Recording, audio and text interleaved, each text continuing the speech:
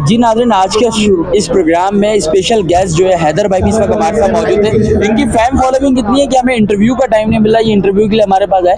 तो यहाँ जो इनके सारे फैंस आ गए पिक्चर्स लेने के लिए, तो इनसे जानेंगे इतनी शोहरत जो है ना अल्लाह ताला ने दी है, ये शोहरत के बाद इन्हें कैसा लगता है। अस्सलाम वालेकुम हैदर भाई, कैसे हैं आप? अल्हम्दुलिल्लाह, आप सुनाए कैसे हैं? अल्हम्दुलिल्लाह मैं बिल्कुल ठीक। हैदर भाई, आज आप कराची है जीडीसी, कैसा लगा? बहुत अच्छा लग रहा है। जफर भाई ने बहुत अच्छा काम कर रहे हैं। हर साल रमज़ान में वो ये इनिशिएट करते हैं। माशाल्लाह, जो मुस्तहिक है, जो हकदार हैं, उनको पूरा उनको उतर रहे हैं उनके काम पे। अभी हमने देखे हैं जेवर गोल्ड तकसीम किए लोगों के दरमियान। तो इंशाल्लाह आहिस्ता और भी काम करते रहेंगे इंशाल्लाह। अच्छा हैदर भाई, वैसे तो आप व्लॉग में बहुत प्यारे लगते हैं, लेकिन मैंने आज देखा तो रियलिटी में आप बहुत ज़्यादा क्यूट हसीन नज़र आ रहे हैं। तो क्या स्पेशलिटी है? ये आपकी नज़र का कमाल है। नज़र